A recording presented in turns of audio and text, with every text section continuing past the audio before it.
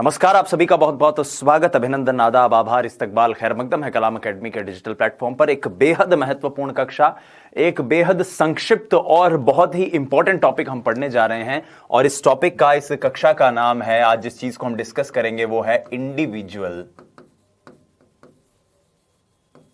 Differences. अब ये individual differences क्या होते हैं? इन्हें हिंदी में कहा जाता है व्यक्तिगत भिन्नता। व्यक्तिगत भिन्नता या फिर इसे व्यक्तिगत भेद या वैयक्तिक भेद भी कहते हैं। अब ये व्यक्तिगत भिन्नता या व्यक्तिगत भेद क्या हैं? प्यारे विद्यार्थियों, जितनी भी परीक्षाएं होती हैं जिसमें एजुकेशनल साइकोलॉजी आपके सिलेबस में है, चाइल्ड डेवलपमेंट पेडागोजी अगर आपके सिलेबस में है, तो वहां से ऐसा मान लीजिए कि एक प्रश्न जरूर परीक्षा में व्यक्तिगत भिन्नता का आता है और एक कॉमन क्वेश्चन आता है। और कॉमन क्वेश्चन अमूमन कॉमन सेंस से हल भी हो जाते हैं।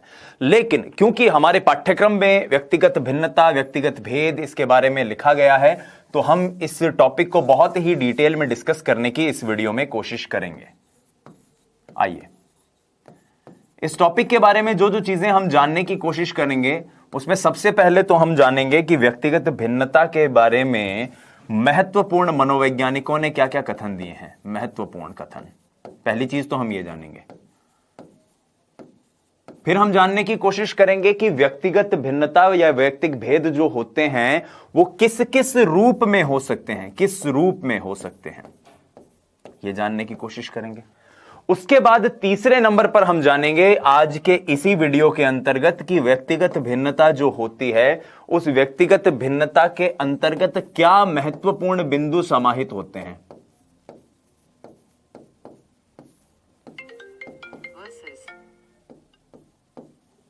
क्या महत्वपूर्ण बिंदु इसके अंदर समाहित होते हैं। और 4 नंबर पर हम जानेंगे कि शैक्षणिक निहितार्थ क्या हैं या शिक्षण में किस प्रकार से इसकी उपयोगिता है। और ये जो सेक्शन है ये आपको एज अ टीचर भी इसका उपयोग करना है अपनी कक्षाओं में। तो शिक्षण में इसकी उपयोगिता या अध्यापक की क्या भूमिका रहनी चाहिए, ये सारी चीजें इसके अंतर्गत शामिल हैं।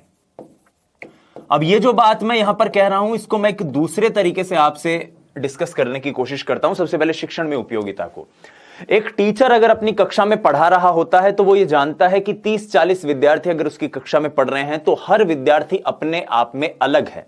कोई विद्यार्थी इंटेलिजेंट है, कोई इंटेलिजेंट नहीं है, कोई बहुत समृद्ध आर्थिक परिवेश से आया हुआ होता है, कोई आर्थिक रूप से संपन्न नहीं होता, कोई शारीरिक रूप से किसी तरह की एक विसंगति से जूझ रहा होता है, कोई किसी मानसिक विसंगति से जूझ रहा होता है, कोई प्रतिभाशाली होता है, कोई नहीं होता। तो इन सारी विभिन्नताओं को ध्यान में रखते हुए एक शिक्षक को कैसा व्यवहार अपनी कक्षा में करना चाहिए और कैसे इन विभिन्नताओं को उसे समझना चाहिए, अंडरस्टैंड करना चाहिए, यही चीज व्यक्तिगत भिन्नता के अंतर्गत आती है। आइए अब जानने की कोशिश करते हैं व्यक्तिगत भिन्नता को। व्यक्तिगत भिन्नता के बारे में जानने से पहले हमें एक व्यक्ति के बारे में जानना चाहिए और उनका नाम होता है साथियों फ्रांसिस गाल्टन।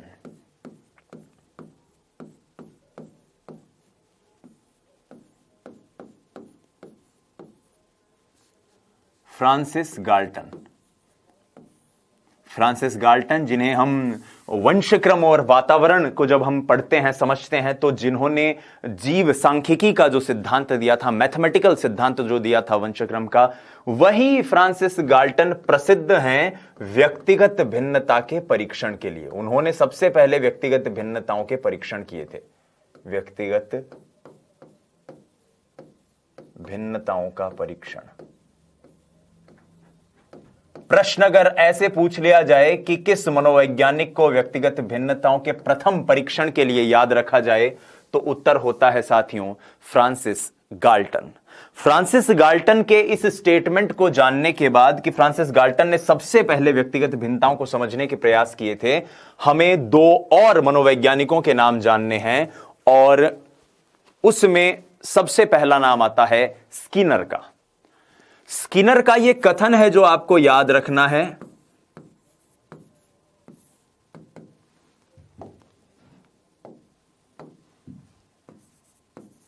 हम व्यक्तिगत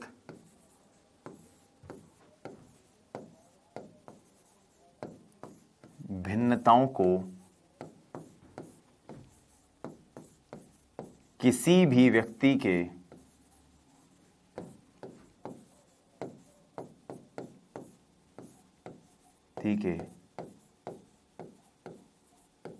संपूर्ण व्यक्तित्व के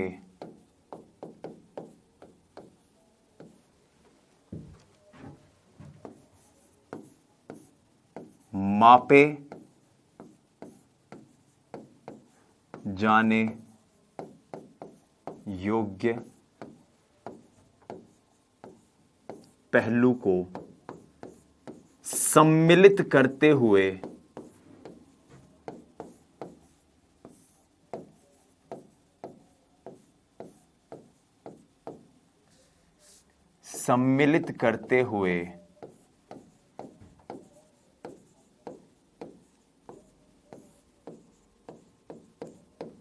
समझते हैं।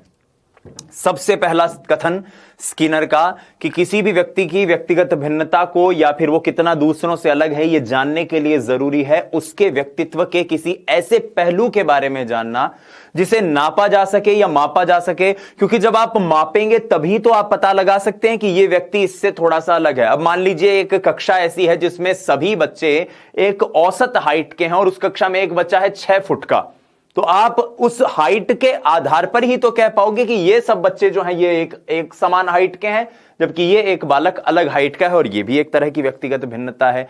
तो व्यक्तिगत भिन्नता क्या है कि कोई व्यक्ति किसी दूसरे व्यक्ति से कैसे अलग हो सकता है या किसी समूह में वो बाकियों से कैसे अलग है, कैसे विभिन्न है, क्या उसके अंदर बाकी लोगों से अलग है या अंतर है उसके अंतर्गत। ठीक है, और इसको लेकर यहां पर एक और कथन हमें सुनने को मिलता है, पढ़ने को मिलता है, और वो कथन है जेम्स ड्रेवर का। ड्रेवर औसत समूह से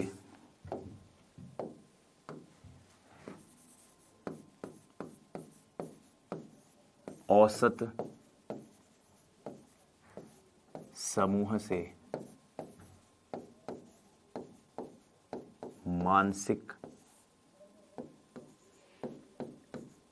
शारीरिक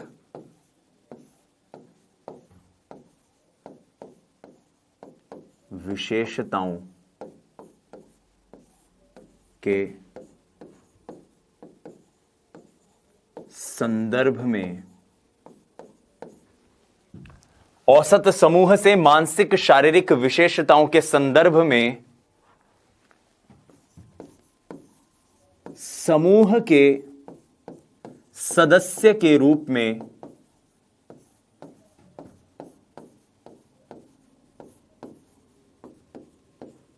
भिन्नता या अंतर को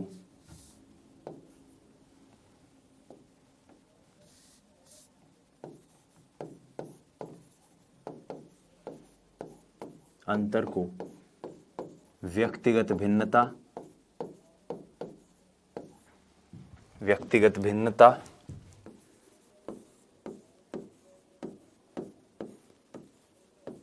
या भेद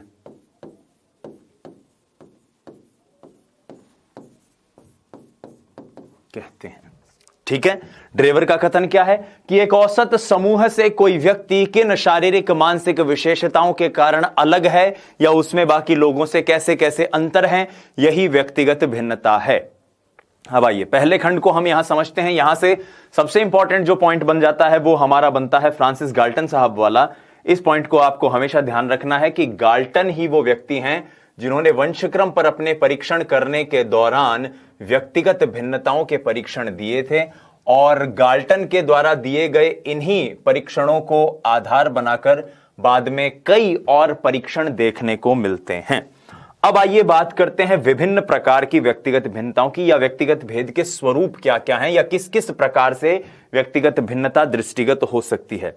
तो किस तरह से आप व्यक्तिगत भिन्नता देख सकते हो दोस्तों। अब जो सेक्शन मैं आपको पढ़ाने जा रहा हूं यहां से सदैव एक कॉमन क्वेश्चन बनता है, याद रखना। एक सामान्य सवाल अगर व्यक्तिगत भिन्नता का बनता है तो वो इसी चीज से बनता है, क्योंकि कोई व्यक्ति दूसरे व्यक्ति से अलग किस रूप में हो सकता है।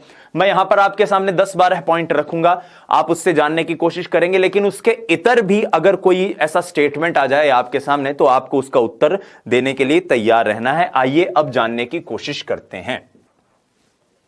तो पहले हेडिंग लगा लीजिए,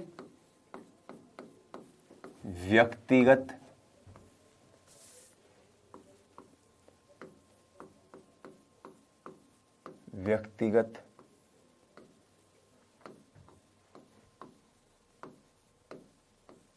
भिन्नता को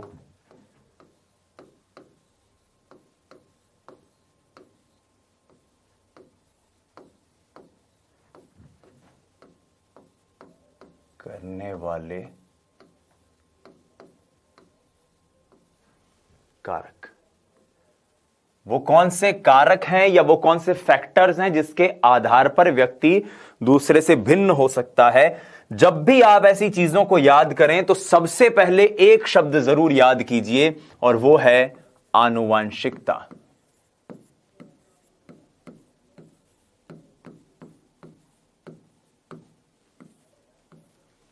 वंशक्रम एक ऐसी विषय वस्तु है, हेरिडिटी एक ऐसा फैक्टर है जिसके आधार पर व्यक्ति दूसरों से अलग होते हैं।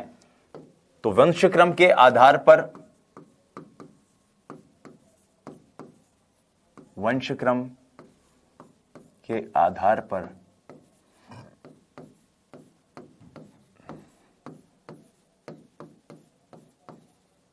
दो व्यक्ति शारीरिक व मानसिक रूप से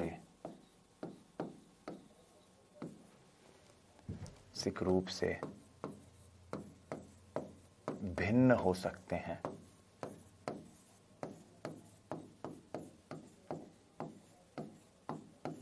वंशक्रम के आधार पर दो व्यक्ति शारीरिक मानसिक रूप से भिन्न हो सकते हैं, पहला पॉइंट।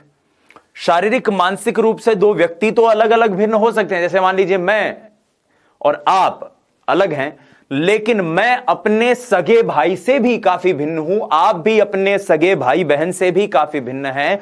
तो यह एक पॉइंट यहां पर और बनता है कि एक ही माता पिता की संतान, एक ही माता पिता की संतान में भी व्यक्तिगत भेद, दृष्टिगत हो सकते हैं।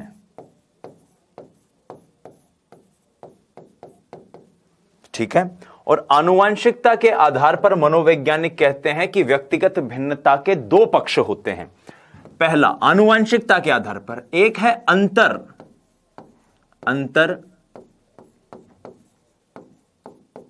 वैयक्तिक भिन्नता, और दूसरा है अंतरा वैयक्तिक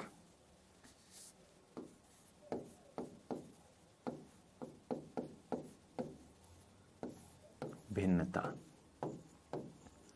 अंतरवैयक्तिक भिन्नता से अभिप्राय क्या है?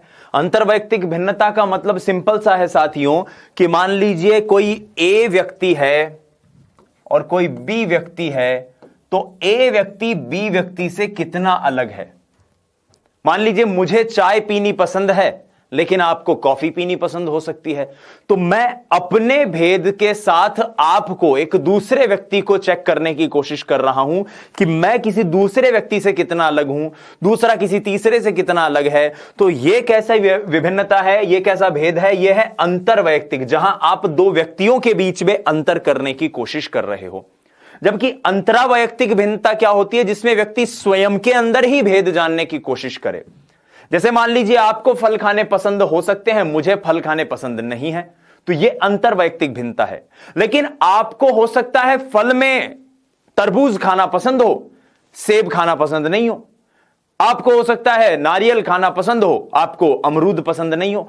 तो यह अंतरा है, क्योंकि आपने अपने अंदर कितने व्यक्तिक भेद छिपा रखे हैं, यह किससे पता चलती है? अंतरा व्यक्ति से। मैं फिर दोहरा देता हूं, अंतर्वैयक्तिक जिसमें दो व्यक्तियों के बीच की भिन्नता को आप चेक कर रहे हो, और अंतरा व्यक्तिक जिसमें एक व्यक्ति के अंदर स्वयं में क्या अंतर है, क्या विभिन्नताएं हैं, क्या भेद हैं, उसको हम जानने का प्रयास करें। तो आनुवांशिकता यहां पर क्लियर होती है। इसके बाद आते हैं दूसरे पॉइंट पर, और दूसरा पॉइंट है हमारा विद्यार्थियों वातावरण। ये दो पॉइंट आप हमेशा याद रखिएगा कि वंशक्रम और वातावरण ये दोनों विकास में एक बड़ी भूमिका निभाते हैं। तो व्यक्ति का समग्र जो विकास होता है उसमें एक तरह से कह सकते हैं कि गुणनफल के रूप में वंशक्रम और वातावरण, हेरिडिटी और जो एनवायरमेंट है वो अपनी भूमिका निभाते हैं। और ऐसे में वातावरण व्यक्ति के अंदर वैयक्तिक भेद में बहुत बड़ी भूमिका निभाता है। अब वातावरण कैसा? वातावरण साथियों सामाजिक हो सकता है। कोई व्यक्ति किसी तरह के समाज से आता है, कोई व्यक्ति किसी और प्रकार के समाज से आ सकता है। वातावरण सांस्कृतिक भी हो सकता है। हम सब अलग अलग संस्कृति से आते हैं। भाई एक राजस्थान का व्यक्ति है, एक महाराष्ट्र का व्यक्ति है, एक पंजाब का व्यक्ति है, एक तमिलनाडु का व्यक्ति है।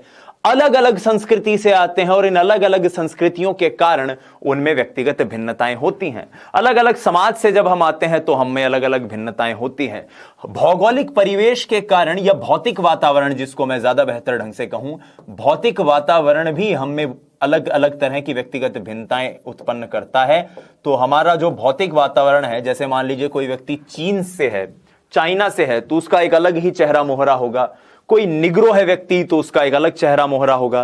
राजस्थान के व्यक्ति अलग होते हैं। तो इस प्रकार से जो वातावरण है वो अपनी महत्वपूर्ण भूमिका निभाता है, और वातावरण का व्यक्ति के सामाजिक पक्ष पे, सांस्कृतिक पक्ष पे, हर तरह के पक्ष पर असर पड़ता है। व्यक्ति किस प्रकार के संवेगात्मक माहौल से आता है यह भी अपनी भूमिका निभाता है। तो संवेगात्मक परिवेश,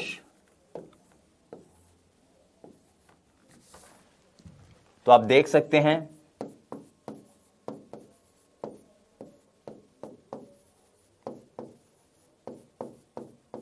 आर्थिक परिवेश एक कॉमन सी बात है। अक्सर लोग नहीं कहते कि ये तो मिडिल क्लास लोग हैं, ये हायर इनकम ग्रुप के लोग हैं। तो मिडिल क्लास लोग, एक तरह की अलग सोच होगी उनकी। अक्सर आप ऐसी बातें सुनते हो अपने आसपास के लोगों से।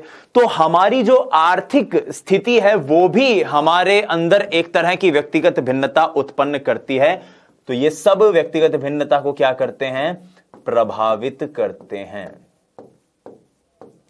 मैं बहुत डिटेल में इस सामान्य से टॉपिक को आपको समझाते हुए चल रहा हूं ताकि इससे जुड़ा हुआ जो एक बेहद कॉमन सा क्वेश्चन है वो हमारा गलत ना हो।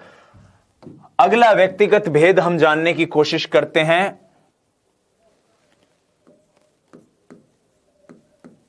प्रजाति एवं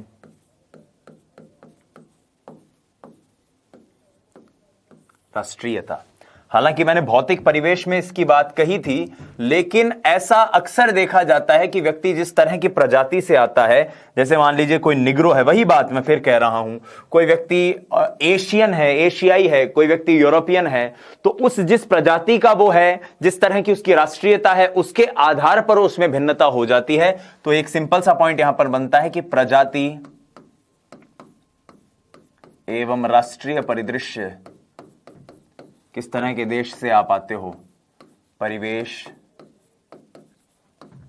व्यक्तिगत भिन्नता को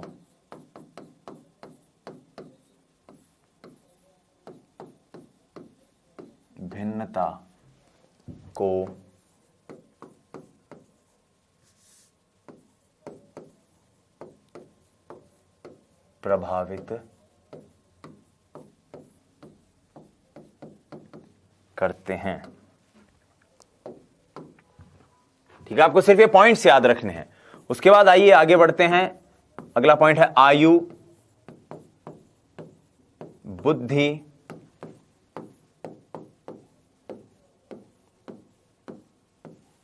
परिपक्वता। आयु, बुद्धि, परिपक्वता। भाई आयु बढ़ने के साथ साथ व्यक्ति का विकास होगा, और जैसे व्यक्ति का विकास होता जाएगा वैसे वैसे उसमें भिन्नता आती जाएगी। मान लीजिए कोई एक 10 वर्ष का बच्चा है और कोई एक 25 वर्ष का बच्चा है, क्या हम इन दोनों को एक बराबर मान सकते हैं कि तराजू पर तोल सकते हैं? नहीं, दोनों में अपनी समानताएं होंगी, अपनी खूबियां होंगी, अपनी कमियां होंगी। तो इस हिसाब से आप इसे कह सकते हो कि आयु, बुद्धि, परिपक्वता, आयु में वृद्धि,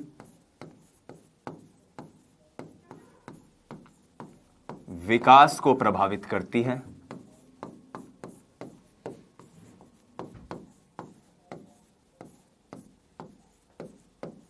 आयु में वृद्धि विकास को प्रभावित करती है। यह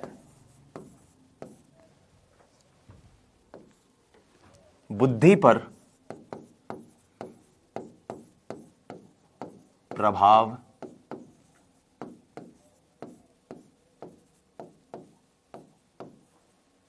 उत्पन्न, यह बुद्धि पर प्रभाव उत्पन्न करती है।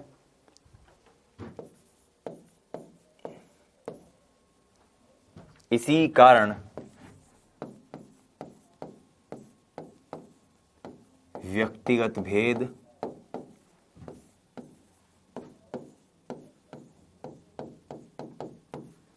दृष्टिगत और परिपक्वता आप जानते ही हैं कि किस प्रकार से व्यक्तिगत भिन्नता, भाई परिपक्वता अगर विकास को प्रभावित कर रही है, विकास व्यक्तिगत विभिन्नता उत्पन्न कर रहा है, तो जाहिर सी बात है व्यक्तिगत भिन्नता तो है ही। जाहिर सी बात है, इसको ऐसे भी समझ सकते हैं कि एक व्यक्ति जो है वो 15 महीने का हो तब चलना शुरू कर दे, एक व्यक्ति 13 महीने का हो तब चलना शुरू करे, एक व्यक्ति 1.5 साल का हो तब चलना शुरू करे, एक व्यक्ति 11 महीने का हो तभी चलने लग जाए। तो ये सारी चीजें एक तरह से हमारी व्यक्तिगत भिन्नता पर अपना अपना असर उत्पन्न करती हैं। उसके बाद एक और व्यक्तिगत भिन्नता से जुड़ा हुआ पक्ष आ जाता है और वो है लिंग, जेंडर। दो तरह के जेंडर हम जनरली मानते हैं, पुल्लिंग, स्त्रीलिंग।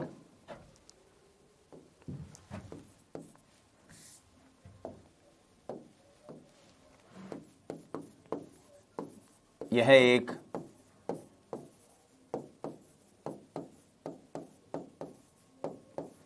आनुवांशिक कारक है जिसके फलस्वरूप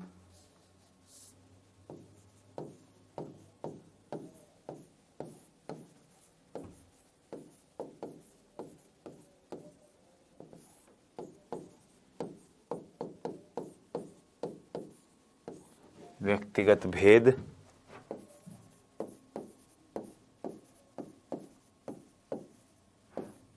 उत्पन्न होते हैं। अब पुरुष स्वभाव से उग्र होगा, कठोर होगा, सख्त होगा। महिलाएं स्वभाव से मृदुल होती हैं, कोमलांगिनी होती हैं। पुरुष शारीरिक श्रम वाले जो काम है वो बहुत तीव्रता से कर सकता है। महिलाएं जो हैं उनके अंदर संवेगात्मक स्थिरता पुरुष के मुकाबले ज्यादा होती है।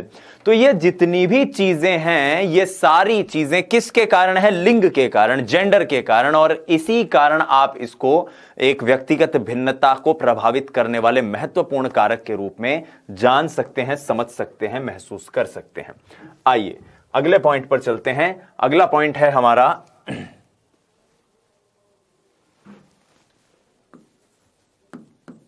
आर्थिक स्थिति व शिक्षा।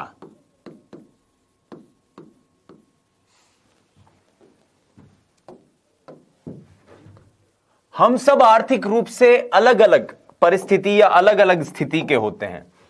कोई व्यक्ति बहुत संपन्न आर्थिक परिवेश से आता है, कोई बहुत सहज सरल आर्थिक परिवेश से आता है, और उसके उस आर्थिक परिस्थिति का असर उसके व्यक्तित्व पर भी पड़ता है।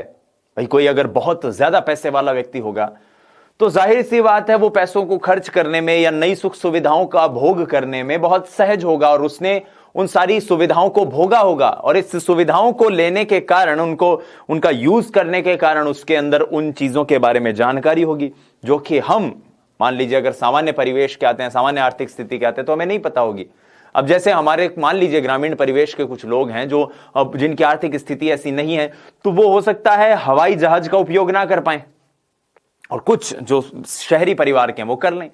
गांव में अगर मान लो आर्थिक स्थिति इतनी अच्छी ना हो तो लोग अपने संतान को पढ़ा नहीं पाए, और संतान पढ़ नहीं पा रही है तो उनके अंदर वो ज्ञान नहीं है। जबकि कुछ परिवारों के अंदर अगर उनकी आर्थिक स्थिति अच्छी है तो वो बच्चों को बहुत बेहतरीन शिक्षा दे सकते हैं, अंग्रेजी की शिक्षा दे सकते हैं, टेक्निकल एजुकेशन दे सकते हैं, शहरों में विदेशों में पढ़ा सकते हैं। तो इसका मतलब आर्थिक स्थिति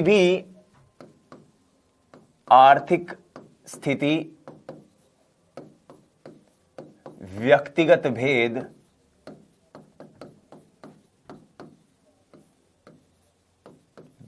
उत्पन्न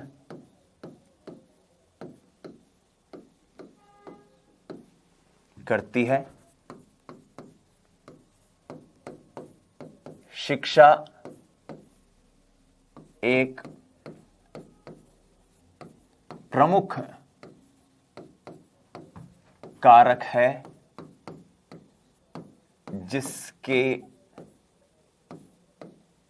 कारण व्यक्तिगत भिन्नता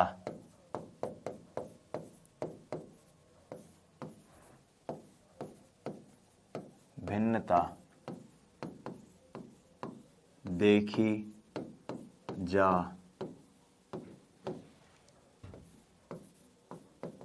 सकती है। एक महत्वपूर्ण कारक है जिसके चलते व्यक्तिगत भिन्नता देखी जा सकती है। आर्थिक स्थिति और शिक्षा के बारे में हमने जाना। अब आइए एक और महत्वपूर्ण फैक्ट, वो है स्वास्थ्य। Healthy mind lives in healthy body. पहला सुख निरोगी काया, दूजा सुख घर में माया। सबसे पहली प्राथमिकता व्यक्ति की होती है उसका स्वास्थ्य। अगर स्वास्थ्य अच्छा है तो सब कुछ बेहतर है। अगर आप स्वस्थ हैं तो आप शारीरिक रूप से स्वस्थ होंगे तो मानसिक रूप से भी स्वस्थ होंगे, मानसिक रूप से स्वस्थ होंगे तो संवेगात्मक रूप से स्वस्थ होंगे, संवेगात्मक स्वस्थ रूप से स्वस्थ होंगे तो फिर एक तरह से समग्र रूप से आप हेल्दी होंगे। और जब व्यक्ति हेल्दी होगा वो बाकियों के मुकाबले बेहतरीन निष्पादन कर पाएगा। इसलिए स्वास्थ्य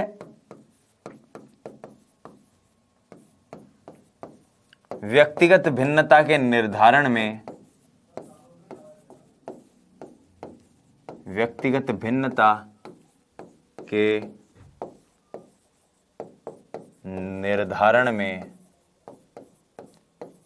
महत्वपूर्ण भूमिका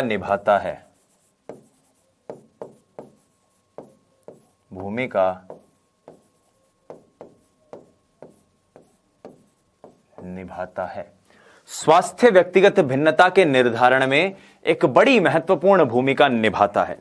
स्वास्थ्य के बाद जो इंपॉर्टेंट चीज आती है यहां पर कि भाई स्वास्थ्य अगर व्यक्ति का अच्छा होगा तो उसमें मोटर एक्टिविटीज करने की योग्यता भी होगी। एक तरह से मान सकते हैं, चीजों को आप लिंक करने के लिए मान लीजिए। हालांकि स्वास्थ्य में और गत्यात्मक योग्यता में डायरेक्टली कोई संबंध नहीं है, प्रभावित जरूर स्वास्थ्य व्यक्ति गत्यात्मक योग्यता को करता है।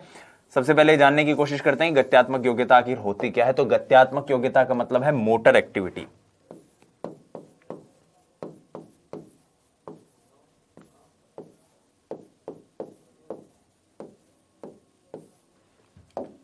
आपने जिम्नास्टिक करने वालों को देखा होगा, आपने शारीरिक कौशल का प्रदर्शन करने वाले बहुत से लोगों को जाना होगा जो अपने शरीर का किसी भी प्रकार से उपयोग कर सकते हैं, उससे कुछ भी इस तरह के मुद्राएं बना सकते हैं। स्पोर्ट्स पर्सन जो हैं वो बहुत से काम कर सकते हैं। ये सारी मोटर एक्टिविटीज गत्यात्मक योग्यताएं हैं। कोई ऐसा कार्य जिसको कोई एक व्यक्ति बड़ी कुशलता से कर ले और उस कार्य को कोई दूसरा व्यक्ति कर ही ना पाए, तो किसी कार्य को कुशलता से कर लेना, शारीरिक रूप से कौशल होना किसी कार्य का, वो किसके अंतर्गत आएगा? गत्यात्मक योग्यता में। तो गत्यात्मक योग्यता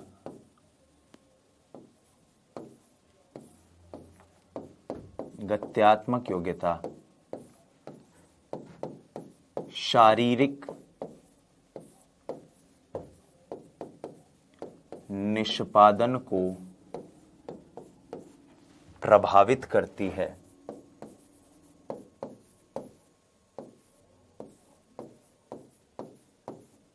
और शारीरिक निष्पादन को प्रभावित करती है। इसका सिंपली मतलब यह निकलता है कि जिस व्यक्ति में गत्यात्मक कौशल होगा वो बाकियों के मुकाबले किसी काम को और बेहतर कर सकता है, और इसलिए गत्यात्मक योग्यता की वजह से भी व्यक्तिगत भिन्नताएं दृष्टिगत हो सकती हैं। आइए आगे बढ़ते हैं। आगे एक पॉइंट हमें मिलता है, वो है पृष्ठभूमि का। पृष्ठभूमि, पृष्ठभूमि का मतलब होता है बैकग्राउंड।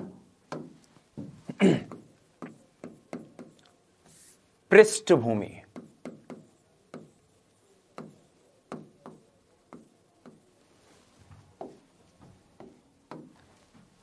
गांव के लोग अक्सर शहर वाले को दूर से देखते ही पहचान जाते हैं कि यार ये शहर का है, और शहर वाले जाहिर सी बात है हम ग्रामीण परिवेश के लोगों को देखते पहचान जाते हैं कि ये गांव का है।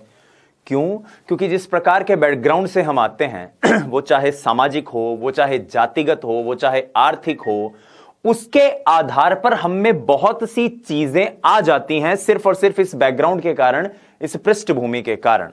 तो हमारा जो बैकग्राउंड है, हमारी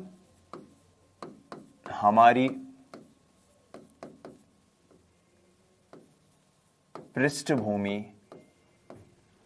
वो चाहे सामाजिक हो,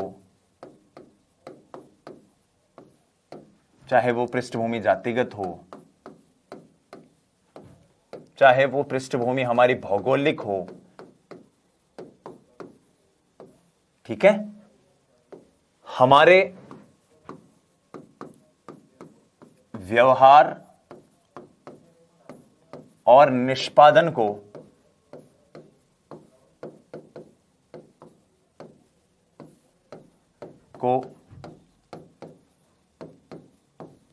प्रभावित करती है।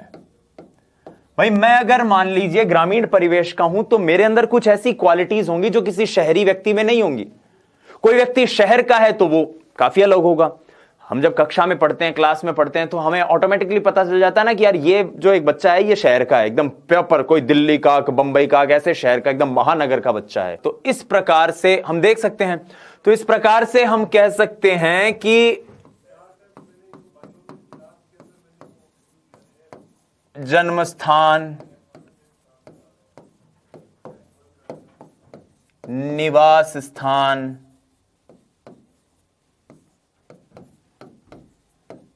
जाति,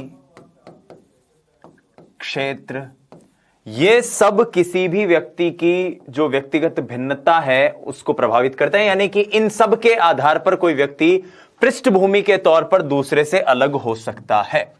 फिर आइए बात करते हैं मानसिक विकास की। व्यक्ति के मानसिक विकास से जुड़े हुए जितने भी पक्ष होते हैं उनके आधार पर व्यक्ति दूसरों से अलग होते हैं। तो मानसिक विकास को मैं मानसिक कौशल के नाम से संबोधित कर रहा हूं।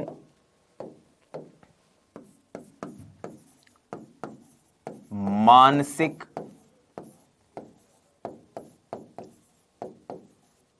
कौशल के आधार पर व्यक्तिगत भिन्नता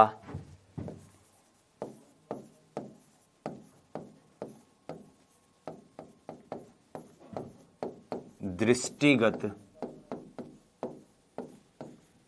होती है। मानसिक कौशल के आधार पर कैसे? जैसे कि मान लीजिए चिंतन, कल्पना, तर्कणा,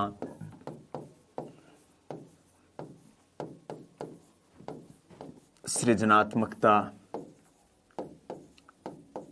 आदि, ये जितनी भी चीजें हैं, स्मृति कौशल इसके अंतर्गत आ सकता है, निर्णयन की क्षमता आ सकती है। तो मानसिक कौशल जैसा भी है या व्यक्ति का मानसिक विकास जैसा भी है, वो सभी किसी न किसी रूप में व्यक्तिगत भिन्नता पर अपना असर उत्पन्न करते हैं। मानसिक विकास से जुड़े हुए जितने भी पक्ष हैं वो व्यक्तिगत भिन्नता को प्रभावित करेंगे। तो हेडिंग भी आप कुछ इसी तरह से इसको परिवर्तित कर लीजिए, मानसिक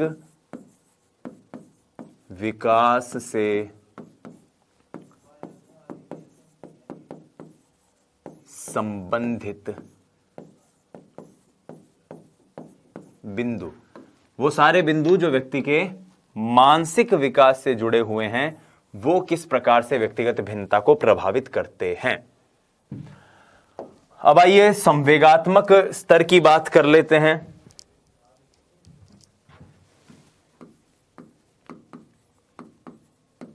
संवेगात्मक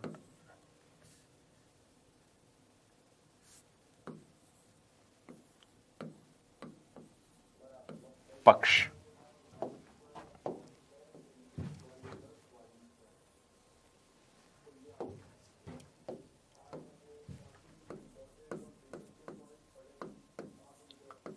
प्रत्येक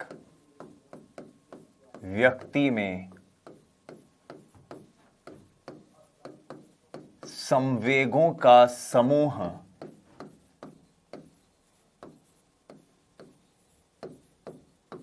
दूसरे व्यक्ति से भिन्न होता है,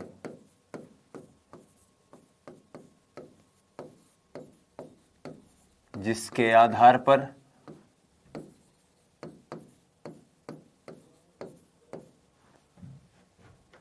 वैयक्तिक भिन्नता या व्यक्तिगत भिन्नता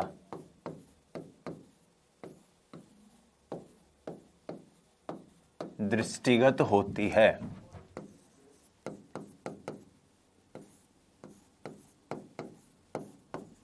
भाई कोई व्यक्ति ज्यादा गुस्सैल है, कोई व्यक्ति कम गुस्सैल है, कोई शर्मीला ज्यादा है, कोई ज्यादा शर्मीला है, किसी को डर नहीं लगता, किसी को ज्यादा डर लगता है, कोई बहुत अपनत्व से भरा हुआ है, बहुत ज्यादा बहिर्मुखी है, कोई बहुत अंतर्मुखी है।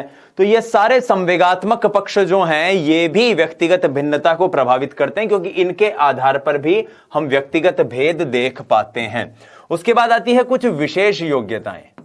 हर व्यक्ति में दूसरे व्यक्ति से कुछ अलग योग्यताएं होती हैं, जो किसी में होंगी, किसी में नहीं होंगी। अब क्रिकेट तो सभी खेलते हैं, तेंदुलकर हर कोई थोड़ी बन सकता है। गाना तो हर कोई गाता है, लता मंगेशकर हर कोई नहीं बन सकता। पढ़ाई और देश के प्रति, अपने काम के प्रति लगन तो सब में है, लेकिन कलाम साहब या डॉक्टर बी.आर. अंबेडकर बाबा साहब जैसा व्यक्ति हर कोई नहीं बन सकता। तो इसलिए ये कुछ विशेष योग्यताएं हर व्यक्ति में होती है, भगवान की दी हुई होती हैं, जो उसे सामान्य योग्यताओं के बावजूद, सामान्य रूप से योग्यताएं तो सब में है, लेकिन उसमें जो उसकी विशेष योग्यताएं हैं वो विशेष योग्यताएं उसे दूसरों से अलग कर देती हैं। तो प्रत्येक व्यक्ति की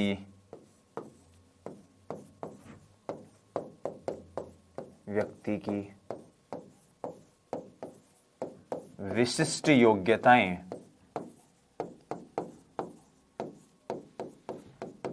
उसे दूसरे से अलग बनाती है,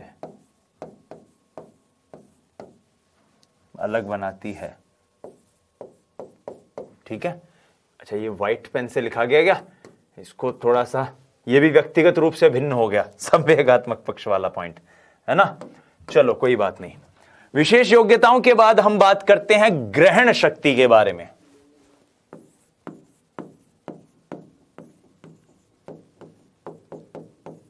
ग्रहण शक्ति, मनोवैज्ञानिक अध्ययन क्या बोलते हैं कि हर व्यक्ति के अंदर चीजों को ग्रहण करने की जो शक्ति है वो दूसरों से अलग है, ठीक है। ग्रहण कौशल या शक्ति के आधार पर व्यक्तिगत भिन्नता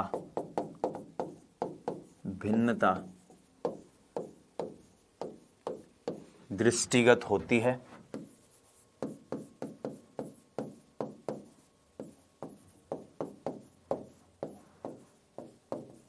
ठीक है। और अंतिम पॉइंट जो सबसे महत्वपूर्ण पॉइंट है, क्योंकि इन सभी योग्यताओं का समूह जो है एक तरह से व्यक्ति के व्यक्तित्व का निर्धारण करता है, तो व्यक्तित्व के स्तर पर भी व्यक्ति एक दूसरे से भिन्न हो सकते हैं। किसी का व्यक्तित्व कैसा हो सकता है, किसी का व्यक्तित्व कैसा। अगर व्यक्तित्व व्यक्तिगत भिन्नता को प्रभावित करने वाला कारक नहीं होता तो हम पिछली वीडियोस में व्यक्तित्व के प्रकार नहीं पढ़ते, टाइप थ्योरी, ट्रेट थ्योरी। भाई टाइप थ्योरी को जब अपन पढ़ते हैं तो हम पढ़ते हैं, हिपोक्राइट्स कहते हैं कि कुछ लोग में पीले पित्त की प्रधानता होती है, कुछ लोगों में काले पित्त की प्रधानता होती है।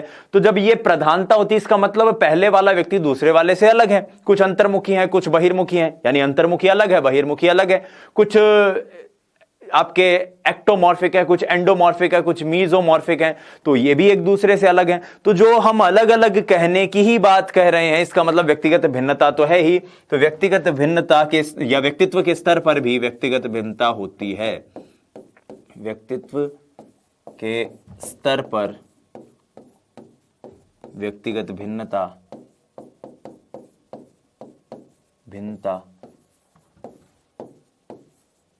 दृष्टिगत होती है,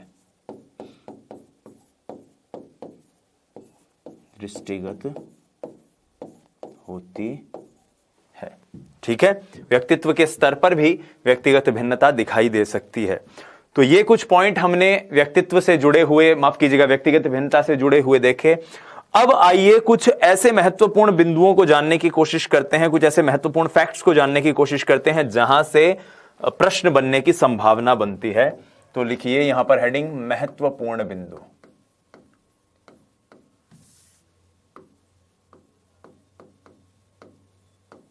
महत्वपूर्ण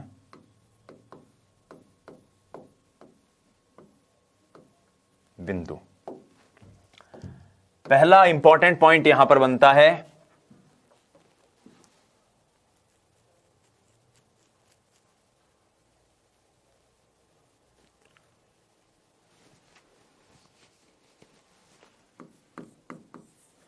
कि व्यक्तिगत भिन्नता के चलते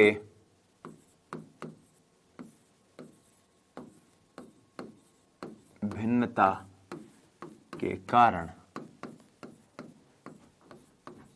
व्यक्ति में विभिन्न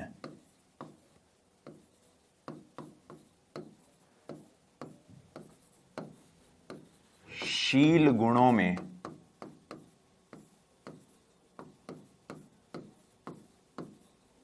विचलनशीलता या विभिन्नता, जिसको हम अंग्रेजी में कहते हैं वेरिएबिलिटी,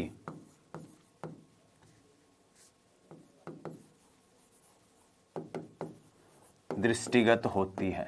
ये दो शब्द बड़े इंपॉर्टेंट हैं, एक तो विचलनशीलता, एक प्रासामान्यता। दृष्टिगत होती है। विचलनशीलता का मतलब क्या है कि व्यक्तिगत भिन्नता अगर है, मान लीजिए मैं आपसे किसी रूप में भिन्न हूं, आप किसी व्यक्ति से किसी रूप में भिन्न हो, इसका मतलब कुछ गुण तो ऐसे आप में जरूर हैं, चाहे वो शारीरिक हो, चाहे मानसिक हो, चाहे मनोवैज्ञानिक हो, संवेगात्मक हो, संज्ञानात्मक हो, जो दूसरों से अलग हैं, जिन गुणों के कारण एक तरह की भिन्नता दृष्टिगत हो रही है। भाई गुण अगर अलग ही नहीं होते दो लोगों में तो फिर उनमें भिन्नता कैसे होती। तो पहला पॉइंट यहां पर बनता है कि व्यक्तिगत भिन्नता के फलस्वरूप, व्यक्तिगत भिन्नता के कारण व्यक्तियों के अंदर जो गुण होते हैं उनमें विचलनशीलता देखने को मिलती है। दूसरा पॉइंट वो भी इतना ही इंपॉर्टेंट है और वो कहता है कि व्यक्तिगत भिन्नता के कारण प्रासामान्यता दृष्टिगत होती है। व्यक्तिगत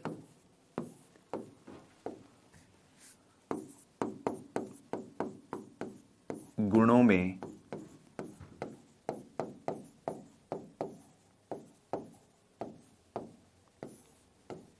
प्रासामान्यता यानी नॉर्मैलिटी का भाव होता है, नॉर्मैलिटी का भाव होता है।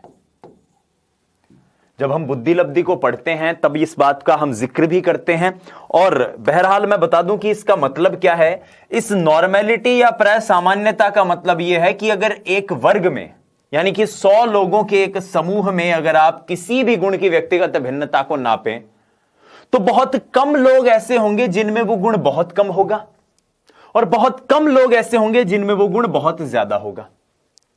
बाकी सामान्यतः लोगों में वो गुण सामान्य रूप से ही मौजूद होता है। जैसे मान लो हाइट है, अब एक कक्षा के अंदर हम जब बात करते हैं सामान्य रूप से, मैं कोई विशिष्ट बात नहीं कर रहा हूं कि कोई बास्केटबॉल खेलने वाली टीम की, नहीं, एक सामान्य विद्यालय में आप जाइए, एक सामान्य कक्षा के अंदर एंटर हो जाइए, वहां पर आप देखेंगे कि सामान्य रूप से सभी बच्चों की हाइट एक बराबर है। कोई एकाध बच्चा ऐसा हो सकता है जिसकी हाइट बहुत ज्यादा हो, और एकाध ऐसा हो सकता है जिसकी हाइट बहुत कम हो। या फिर आप इंटेलिजेंस, बुद्धि लब्धि, आईक्यू की अगर बात करें तो एक 50 बच्चों की कक्षा में कोई एक दो बच्चे ऐसे होंगे जो बहुत ज्यादा इंटेलिजेंट होंगे, एक्स्ट्रा ऑर्डिनरीली गिफ्टेड स्टूडेंट होंगे, बहुत ज्यादा प्रतिभाशाली होंगे, मेधावी होंगे, और ऐसे ही दो चार बच्चे ऐसे होंगे जो बहुत कमजोर होंगे, पढ़ाई लिखाई में बिल्कुल भी ढपोर शंख टाइप के होंगे। बाकी ज्यादातर बच्चे औसत रूप से सामान्य सा निष्पादन करते हैं। और इसीलिए ये एक बार प्रश्न भी आया हुआ है, रीट में एक बार पूछा हुआ है कि व्यक्तिगत भिन्नता का जो कर्व बनता है वो क्या एक और झुका हुआ होता है? नहीं साथियों,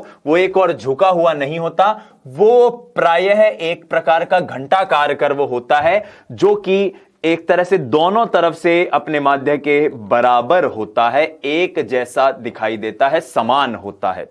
तो इसीलिए प्रसामान्यता का भाव जो है वो भी देखने को मिलता है। तीसरा पॉइंट जो यहां बन जाता है वो ये है कि व्यक्तिगत भिन्नता के कारण वृद्धि की दर में विभिन्नता पाई जाती है, विभिन्नता देखने को मिलती है।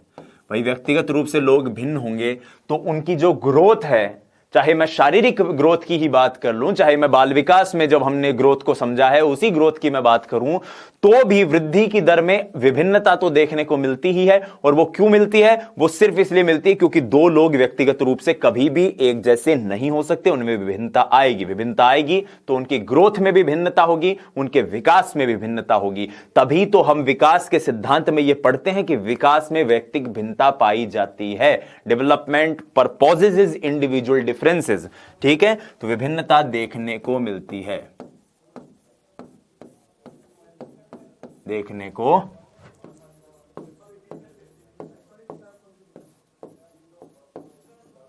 मिलती है।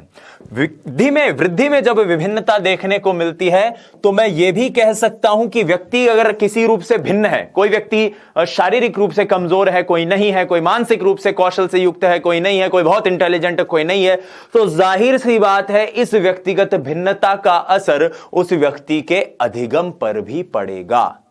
भाई कोई अगर इंटेलिजेंट बच्चा है तो कक्षा में आप जो पढ़ाओगे फटाक से याद कर लेगा, और आपने मान लो उसको पढ़ाया और वो इंटेलिजेंट नहीं है ना, वो देख तो रहोगे कि क्या पढ़ा रहे हैं मास्टर जी, समझ में को नहीं आ रहा। ये इंटेलिजेंस भी तो एक तरह की व्यक्तिगत भिन्नता है, आईक्यू भी तो एक तरह से व्यक्तिगत भिन्नता को प्रभावित करेगा। व्यक्तिगत भिन्नता को प्रभावित करने वाला एक महत्वपूर्ण कारक आईक्यू, इंटेलिजेंस, बुद्धि, हमने बात करी अभी कुछ ही देर पहले। तो इसका मतलब व्यक्तिगत भिन्नता के कारण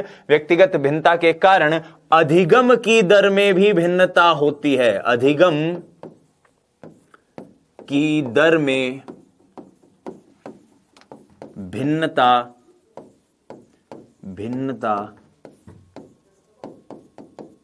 दृष्टिगत होती है। अधिगम की दर में भी भिन्नता दृष्टिगत होती है, किसकी बदौलत? व्यक्तिगत भिन्नता की बदौलत। व्यक्तिगत भिन्नता से जुड़े हुए कुछ और पॉइंट हैं जिनको हम देख लेते हैं।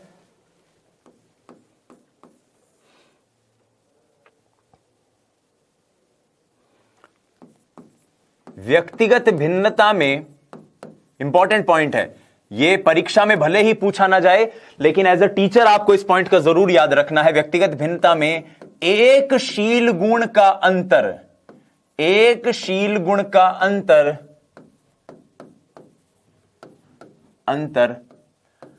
अन्य गुणों को प्रभावित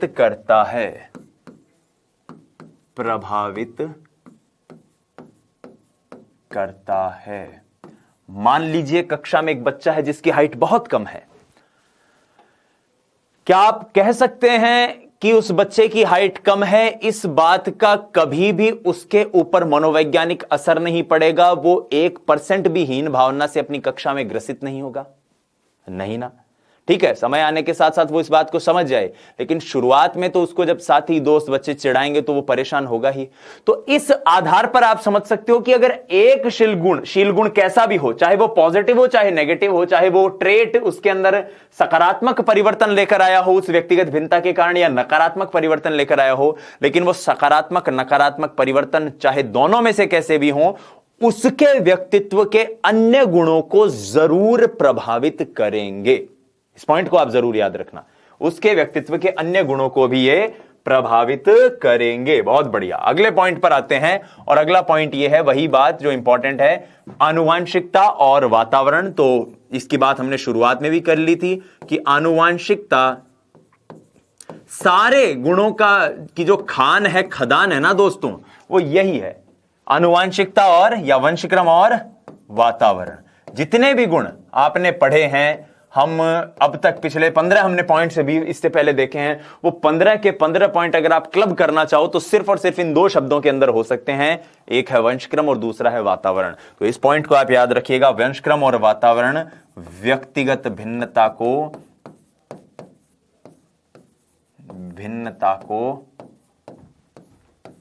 प्रभावित करते हैं,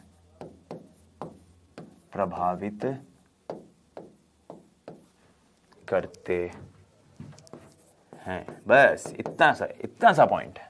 ये कुछ महत्वपूर्ण बिंदु हैं। इसके अलावा भी अगर कोई प्रश्न में ऐसा कोई महत्वपूर्ण बिंदु आपके सामने आए तो मुझे पूरा भरोसा है कि आप उसे जरूर कर पाएंगे। अब एक क्वेश्चन मैं आपसे पूछूं, यह क्वेश्चन आया हुआ भी है कि दो व्यक्ति हमेशा समान हो सकते हैं, क्या हो सकते हैं? कन्फर्मली नहीं हो सकते, क्योंकि कोई ना कोई गुण तो ऐसा होगा जो दोनों को एक दूसरे से अलग कर देगा। क्या समान बुद्धि लब्धि, क्योंकि गुण तो एक जैसे हो सकते हैं, गुणों का समूह अलग अलग हो सकता है। दो लोगों की मान लो बुद्धि लब्धि एक जैसी है, एक की बुद्धि लब्धि भी IQ 120 है, दूसरे की भी 120 है, यानी सामान्य से बहुत ऊपर है, अच्छे बच्चे हैं, इंटेलिजेंट बच्चे हैं। क्या इसके बावजूद दोनों के जो निष्पादन होंगे, एग्जाम में जो परफॉर्मेंस होगी, वो बिल्कुल एक जैसी हो सकती है? नहीं, कोई भी और ऐसा कारण हो सकता है जो उनके परफॉर्मेंस को अलग अलग कर दे। अलग अलग हो भी, एक जैसी हो भी सकती है, लेकिन आप कंफर्म नहीं कह सकते। अलग अलग होने की संभावना ज्यादा होती है, क्योंकि व्यक्तिगत भिन्नता को प्रभावित करने वाला कोई एक कारक नहीं है, ऐसे हजारों कारक हैं जो व्यक्तिगत भिन्नता को वंशक्रम वातावरण के अंतर्गत आते हैं और प्रभावित कर सकते हैं। ठीक है, अब आइए इससे जुड़ा हुआ एक और महत्वपूर्ण बिंदु, एक और महत्वपूर्ण टॉपिक देखते हैं, जो आपके लिए इसलिए भी इंपॉर्टेंट है क्योंकि आप टीचर बनने जा रहे हैं, भविष्य में शिक्षक बनेंगे। तो सवाल इस तरह का भी आपकी परीक्षा में आ सकता है कि एक शिक्षक को अपनी कक्षा में व्यक्तिगत भिन्नता को समझते हुए क्या क्या करना चाहिए और क्या क्या नहीं करना चाहिए। कॉमन सेंस से इन सवालों के जवाब ज्यादा बेहतर दिए जा सकते हैं। मैं अक्सर कक्षा में ऑफलाइन भी कहता हूं, ऑनलाइन भी कहता हूं, यूट्यूब पर भी यही कहता हूं कि इस तरह के सवालों को अपने ऊपर, अपने दिल पे रख के सोचिए कि मैं अगर शिक्षक हूं, मैं किसी कक्षा में पढ़ा रहा हूं, तो क्या मुझे यह कार्य करना चाहिए, क्या मुझे यह कार्य नहीं करना चाहिए। जैसे एक बार क्वेश्चन आया था कि एक शिक्षक को व्यक्तिगत भिन्नता से भरे हुए अगर उसके कक्षा में बच्चे हैं तो उसे क्या नहीं करना चाहिए, ऐसा क्वेश्चन था। आंसर उसमें था कि उसे बच्चों को स्वाध्याय पर छोड़ देना चाहिए। क्यों? इसका आंसर यह हुआ क्योंकि स्वाध्याय या सेल्फ स्टडी इंटेलिजेंट बच्चा तो कर लेगा, लेकिन मंदबुद्धि बच्चा नहीं कर पाएगा। तो एक टीचर से यह एक्सपेक्ट नहीं किया जा सकता कि 40 के 40 बच्चों को या 50 के 50 या 100 के 100 बच्चों को कह दे कि भाई ये टॉपिक तुम अपने हिसाब से करके आ जाना। That's it. इसलिए आपको मैं ये टॉपिक थोड़ा सा समझा रहा हूं, आप भी इसे कॉमन सेंस से इसका उत्तर देने की कोशिश करिएगा। आपका इस टॉपिक का सवाल कभी भी गलत नहीं होगा, किसी भी सूरत हाल में गलत नहीं होगा। आइए समझने की कोशिश करते हैं। तो टॉपिक है हमारा व्यक्तिगत भिन्नता को ध्यान में रखते हुए शिक्षण, या व्यक्तिगत भिन्नता के आधार पर शिक्षण।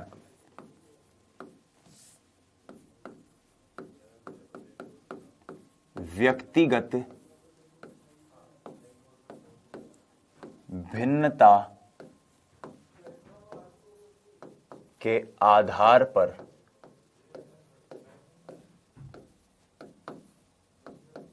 शिक्षण।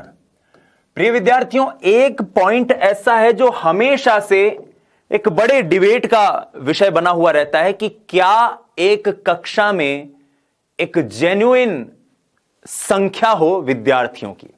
आप स्वयं सोच के बताओ, अगर एक कक्षा में मान लो 2000 बच्चे एक साथ पढ़ रहे हैं और उनको एक टीचर क्लास में 8वीं क्लास के अंदर उन्हें पढ़ा रहा है मान लो, तो क्या वो टीचर इंडिविजुअली हर बच्चे पर ध्यान दे पाएगा? क्या वो टीचर व्यक्तिगत रूप से हर विद्यार्थी की जो कमियां हैं, खूबियां हैं, उनको पहचान पाएगा? आपका जवाब होगा नहीं सर, बिन तो खुद की सही फुर्सत कौन पड़ती, दूसरा तो क्या पहचान सी। तो सिंपल सी बात यही है, पहला पॉइंट जो आपको याद रखना है, व्यक्तिगत भिन्नता को जब ध्यान में रखे शिक्षक, तो यह चीज सबसे इंपॉर्टेंट है कि कक्षा में जो संख्या हो विद्यार्थियों की वो सीमित हो। तो यहां पर पॉइंट पहला बन जाता है कि कक्षा का आकार, कक्षा में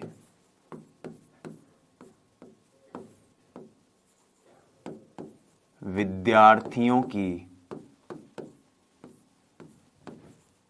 संख्या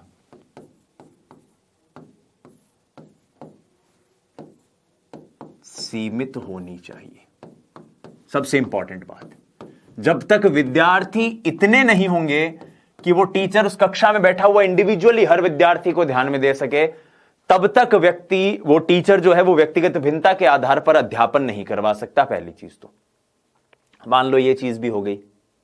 इसके बाद आती है महत्वपूर्ण बात, पाठ्यक्रम निर्माण की।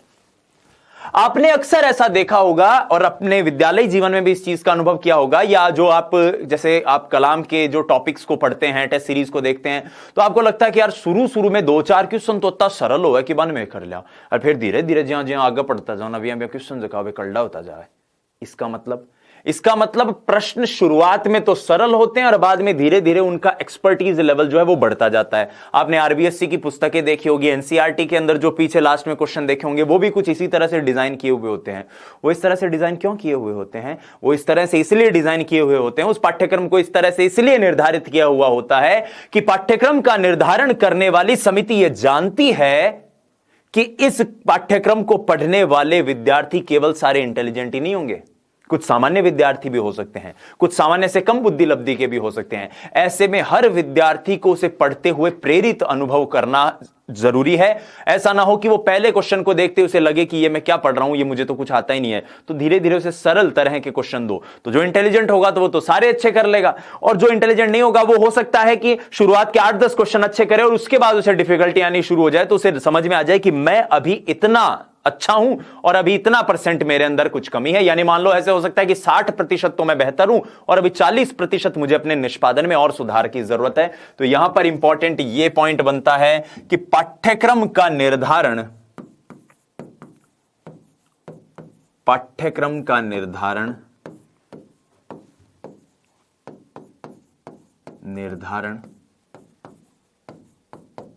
व्यक्तिगत भिन्नता के आधार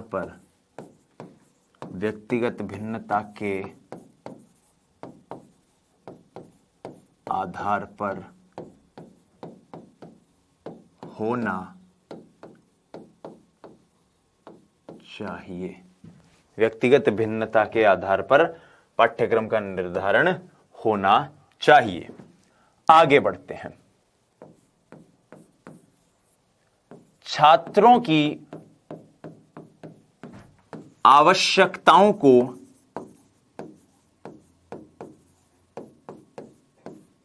ध्यान में रखते हुए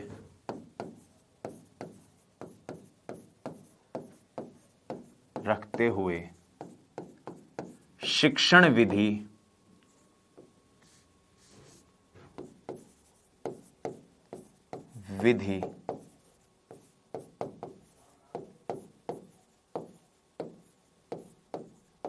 का चयन हो। शिक्षण विधि का चयन जो है वो विद्यार्थियों की जो रिक्वायरमेंट्स हैं, आवश्यकताएं हैं, उनको ध्यान में रखते हुए होना चाहिए। सबसे इंपॉर्टेंट बात। आगे बढ़ते हैं।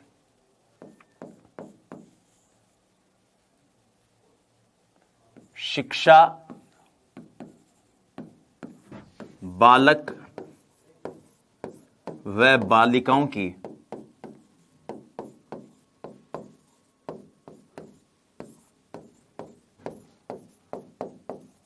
रुचि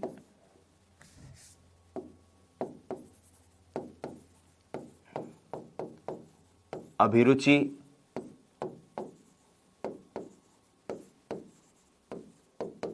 अभिवृत्ति के अनुसार हो।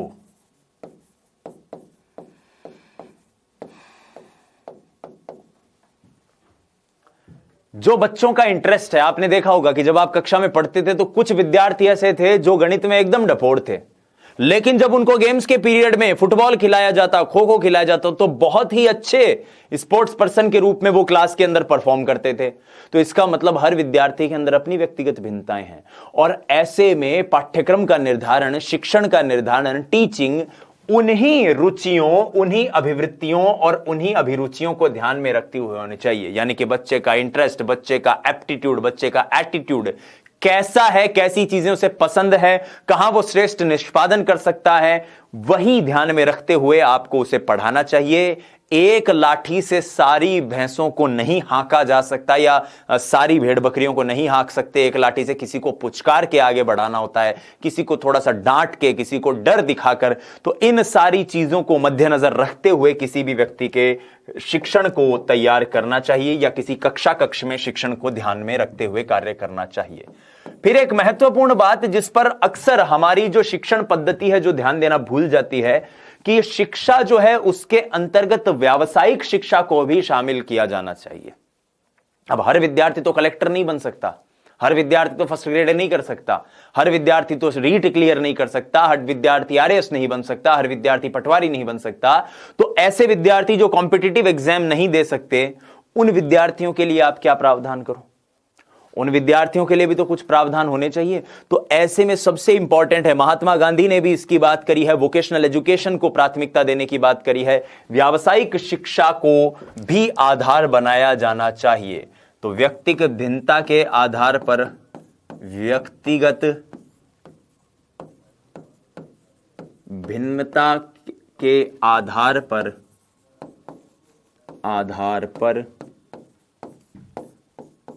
व्यावसायिक शिक्षा दी जानी चाहिए, व्यक्तिगत भिन्नता के आधार पर। और सबसे इंपॉर्टेंट जो इसके अंदर पॉइंट है वो ये, इस पर एक बार प्रश्न आया हुआ भी है, कि गृह कार्य जो बच्चे को आप दे रहे हो, गृह कार्य जो भी बच्चे को दे रहे हो, वह बालक की या विद्यार्थी की, गृह कार्य बालक की योग्यता, क्षमता, परिपक्वता, रुचि पर आधारित हो। जो एक बालक की योग्यता है, एक क्षमता है। अब एक चौथी क्लास में पढ़ने वाला बच्चा, उसके अंदर क्षमता ही नहीं है कि वो 15-16 घंटे तक केवल लिखने का काम कर सके, और उसको मान लो आप ऐसा गृह कार्य दे दो, तो ये गलत है। आपको जो गृह कार्य का निर्धारण है, गृह कार्य जो बच्चे को दिया जाना है, वो उसकी रुचि, उसकी क्षमता, उसकी जो कौशल है, उसके ऊपर आधारित हो। तो गृह कार्य।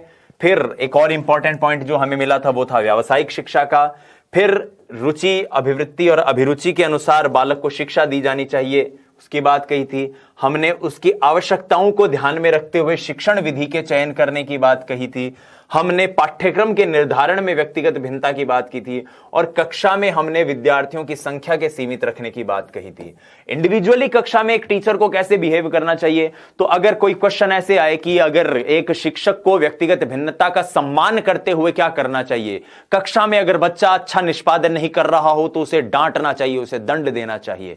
नहीं, ऐसा नहीं करना चाहिए, क्योंकि हो सकता है वो बच्चा इसलिए निष्पादन अच्छा नहीं कर पा रहा हो क्योंकि वो इंटेलिजेंट नहीं हो, उसको धीरे से समझ में आता, उसके अधिगम की दर जो है, विभेदीय दर जो है वो कम हो बाकी विद्यार्थियों के अनुसार। तो इसका सम्मान उस टीचर को करना चाहिए और उस बच्चे को और प्रोत्साहित करे, मोटिवेट करे, सकारात्मक पुनर्बलन, धनात्मक पुनर्बलन दे, जिसके जरिए वो व्यक्ति और बेहतरीन निष्पादन कर सके। तो इस तरह के कॉमन सेंस से जुड़े हुए सवाल अगर कि टीचिंग कैसी होनी चाहिए, टीचर को कैसा होना चाहिए, ऐसे सवाल अगर आए तो मुझे पूरा भरोसा है कि आप इन सब बिंदुओं को ध्यान में रखते हुए उन प्रश्नों के उत्तर जरूर दे पाएंगे। बहरहाल आइए, इस कक्षा में में हमने जो भी चीजें जानी व्यक्तिगत भिन्नता से जुड़ी हुई, उन्हें एक बार समझने की कोशिश करते हैं। पहले स्किनर का कथन हमने देखा था। पहला पॉइंट तो यही था कि गाल्टन साहब ने व्यक्तिगत भिन्नता पर सबसे पहले परीक्षण किए थे। स्किनर कहते हैं व्यक्तिगत भिन्नता व्यक्ति के किसी भी संपूर्ण व्यक्तित्व के मापे जाने वाले पहलू को सम्मिलित करते हुए समझी जा सकती है।